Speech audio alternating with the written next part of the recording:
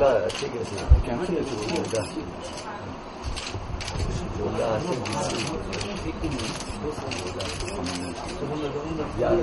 পড়াই নিয়ে গেছিলাম পরীক্ষার জন্য আর আমি সব বাইরে ছিল পরীক্ষা দিচ্ছে সূর্যের বাড়ি কোথায় দিচ্ছি আপনাকে বাঘের মতন বলে করতাম আমরা কোয়ার্ডিনেশন করে দিয়েছিলাম আপনি পরের দিনতে এসেছেন আপনার হয়েছি কালকে সেক্রেটারি এসেছিল তারপরে আমাদের যে বড় জায়গাগুলো তারা হাতে আপনার সার্টিফিকেট ব্যাংকের ব্যাপারে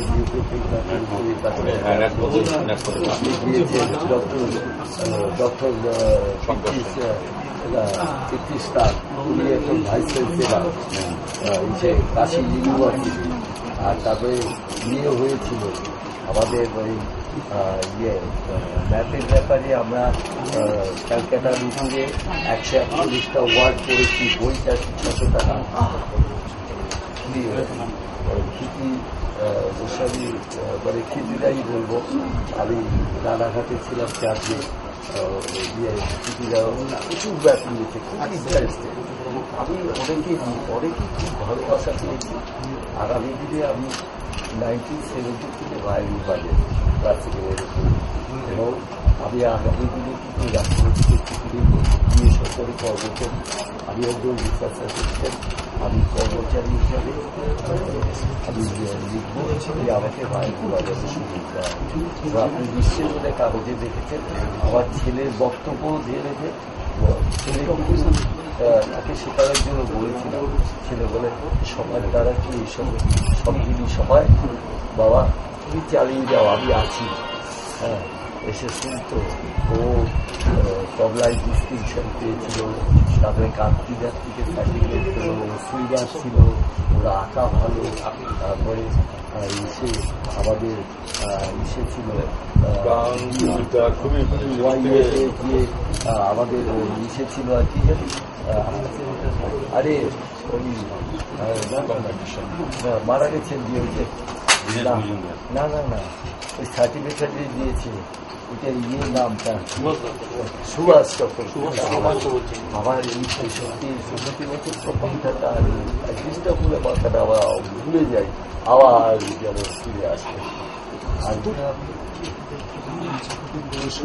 গিয়ে আমার মনে জোর আছে আমি এগিয়ে যাচ্ছি আপনি আগামী দিনে আপনারা যদি আমার পিছনে থাকেন আমি নিশ্চয়ই লড়বো আমি কিন্তু গভর্নমেন্ট লেভেলের লোক ছিলাম আমি গভর্নমেন্টেরই কাজ করি গভর্নমেন্ট আমার নিয়ে আসছে গভর্নমেন্ট লেভেলেই আমি সিবিআই রিপোর্ট চাই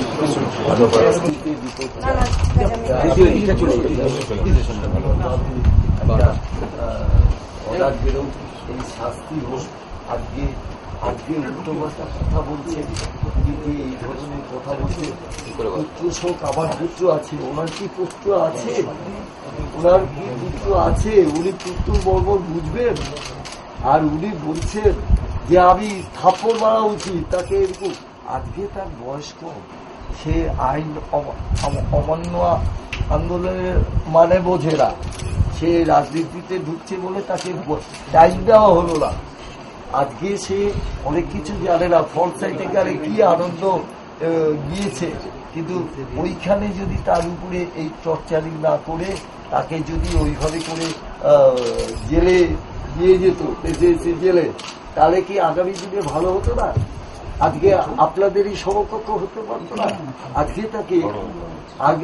আজকে তাকে গাড়িতে মেরে তাকে ফেলে দেওয়া হয়েছে আজকে পিছনে রক্তের ফ্লট হয়ে 3 ঘন্টা রক্ত কি হয়েছে তার ফেলার পরেও তাকে লাঠি দিয়ে পিটিয়ে তাকে মেরে ফেললো কি ধরনের এরকম ভাবে মারার পরেও উনি বলছেন এটা তুচ্ছ ঘটনা জাস্ট একটা অ্যাক্সিডেন্টটা কখন বলে যে ও পড়ে গেছে এবং পড়ে গেছে যে সেটা কিভাবে পড়ে গেছে সেটাও কিন্তু পরিষ্কার নয় তাকে কি ধাক্কা মেরে ফেলে দেওয়া হয়েছে না কিভাবে সেটাও একটা প্ল্যান করে তাকে ফেলে দেওয়া হয়েছে পড়ে যাওয়ার পরে বলছে জাস্ট একটা ল্যাম্প পোস্টে লেগে তার মাথার থেকে রক্তক্ষরণ হয়েছে, তাই সে মরে গেছে।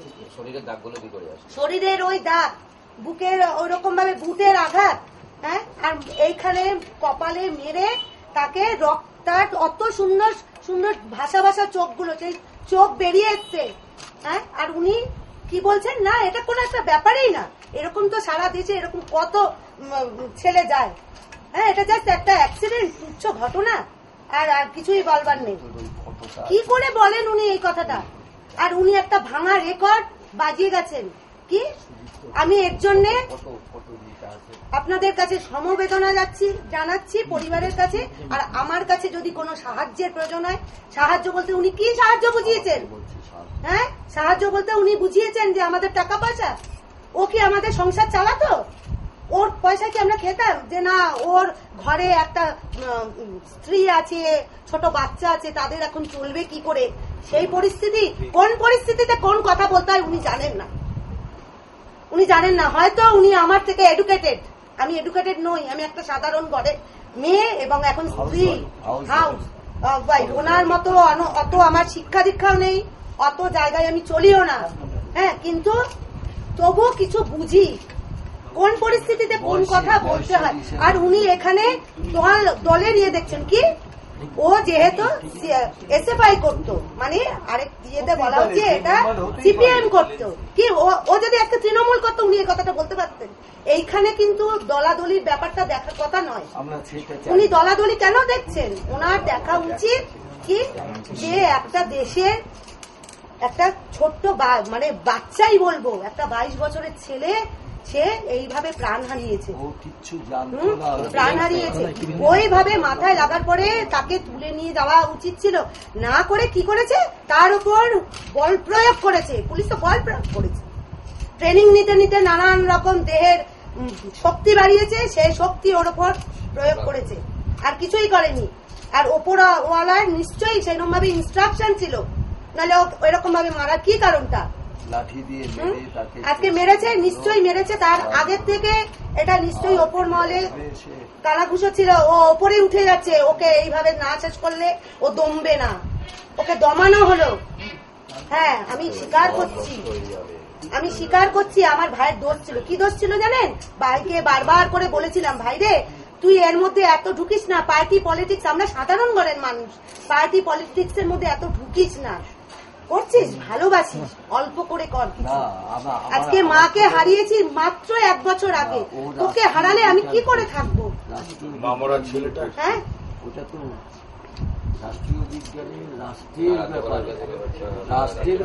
আমি জানতাম না ভাই যে আমার এত ওপরে উঠে গেছে, আমি জানতাম না। জানলে পরে আমি ওকে এত দূর উঠতে দিতাম না।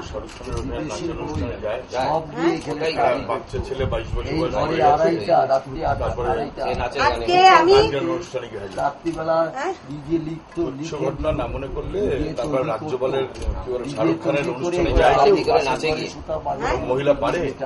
আজকে উনি চলে গেলেন, আগে কি মান্না দে দিয়েছে, হ্যাঁ, মান্না দে তো অতি শ্রদ্ধেয় বিখ্যাত মানুষ, কিন্তু সে তো পালিয়ে যাচ্ছে না, সেটা পড়ে যাক। উনি হসপিটালে গেলেন, ওখান থেকে ওনাকে ফিরিয়ে দেওয়া হলো। আমি যারা ফিরিয়ে দিয়েছে তাদেরকেও দোষ দেব, কারণ ফিরিয়ে আমি আজকে সেখানে যদি থাকতাম, ওনাকে আমি ঢোকানোর ব্যবস্থা করতাম, আমি ওনার সঙ্গে তখন কথা বলতাম। আমি আশা করেছিলাম উনি একটু পাশে এসে দাঁড়াবেন, উনি কোন দলনেত্রী হিসেবে দাঁড়াবেন বা মুখ্যমন্ত্রী হিসেবে দাঁড়াবেন, সেটা নয়, উনি দিদি হিসেবে দাঁড়াবেন আমাদের পাশে। উনি তো একটা সাধারণ ঘরেরই তো মেয়ে, ওনারও তো ভাই আছে। কি ভাইটা চেহারা, আমি আজকে ওর শেষ অবস্থা দেখতে আসিনি, হ্যাঁ, ওর ওই মুখ আমি দেখতে পারতাম না, কিন্তু খবরগুলো আমার শোনা প্রয়োজন বলে আজকে আমি দেখেছি। আর ওই অবস্থা ছোট ভাইটাকে, যাকে আমি হাতে করে মানুষ করেছি, 10.5 বছরের ছোট আমার ভাই, আমি ভেবেছিলাম এই বাড়িতে আর জীবনে ঢুকবো না, জীবনে না। আজকে আপনাদের কাছে আমার আর্জি জানানোর জন্য এই বাড়িতে ঢুকতে হলো। এই বিছনাটার সারা বিছনা জুড়েও শুয়ে থাকতো, গন্ধ এখনো যেন আমি পাচ্ছি। আমরা বিচার চাই, আমরা রাজ্যপালের কাছে যাবো। এটাকে তুচ্ছ ঘটনা বললো। আজকে যদি ব্যানার না আলাদা হতো, উনি কিন্তু সবার আগে যেতেন। উনি এটাকে একদম রাজনীতি নিয়ে গেছে। একটা 22 বছরের ছেলে মারা গেছে, সেটা নিয়ে উনি পলিটিক্স করছে। এর মতো জঘন্য রাজনীতি আমি মনে করি, এর মতো জঘন্য রাজনীতি আর নেই। আমরা রাজ্যপালের কাছে যাবো, মন বলতে কিচ্ছু নেই, কিচ্ছু নেই, আমরা রাজ্যপালের কাছে যাবো। আজকে আমি তাহলে আর তারপরে দিনের দিন শাহরুখ খানের লোক নাকি নাচে। ওনার রক্তের সম্পর্ক না তো, ওনার রক্তের সম্পর্কে কেউ আজকে এরকম হলে উনি তোলপাড় করে ছেড়ে দিতে। রেসপেক্ট বলছি, আর আপনি এমপি ছিলেন, রেসপেক্ট বলছি, আমরা কাজের জন্য গিয়েছেন তো, উনি এইটা কাজ করছেন, এই চেয়ারটাকে অপমান করছেন, ওই চেয়ার থেকে নেমে যা তুলি দেখুক এবার হয় কি। এই সুদীপ্ত গুপ্তর যে এই সার্কেলটা আজকে ওই চেয়ারে গিয়ে বসতে পারবে, একজন আসবে। আজকে যারা রয়েছে, যারা যেইভাবে রয়েছে, ও বাবা এগুলো কি আওয়াজ হচ্ছে। না না আমি বুঝতে পেরেছি। আচ্ছা এই যে চেয়ারটা, এই চেয়ারটার বসবে কারা? আজকে লাখে লাখে হাজারে হাজারে সব লোক, মানে আজকে টিভিতে দেখলাম যে কি আমি যেতে পারিনি, আমি গেলে তো আমার কি অবস্থা হলো। সুদীপ তো আজকে সেই জায়গাটাকে এনে দিল, আজকে তাকে বাঁচিয়ে দিতে পারলে তো আগামী দিনে সে রাজ্যের একজন সদস্য, সারা ভারতবর্ষে ঘুরে সে বিভিন্ন জায়গায় কাজ করে এসেছে। বাবা আমি দল বলে এটা দেখা উচিত না, পশ্চিমবঙ্গের একটা সাধারণ জনগণের ঘর থেকে গেছে। শুনেছি মানে ওদের বন্ধুরাই বলেছে ভালো কবিতা লিখতো, হ্যাঁ আছে। আমার একটা মত হচ্ছে যে ওর সেই ডায়েরি গুলো তো আছে নিশ্চয়, এগুলো একটু আপনারা একটু দেখে রাখেন। ওর ভালো লেখাগুলোকে একটা কথা আমাদের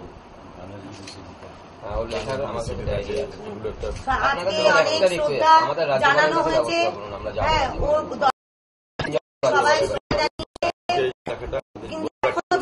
ধরুন মিছিল চলছে, এইসব আন্দোলন শুধু শ্রদ্ধা জানানো, পুরো বিচারটা না হলে শান্তি হবে না। ও তো আমার কাছে এসে দাঁড়াবে। আমি এখন ঘুমের ওষুধ খেয়ে ঘুমাচ্ছি, জানেন, আমি ঘুমাতে পারছি না। ঘুমের ওষুধ খেয়ে আমার ঘুমোতে হচ্ছে।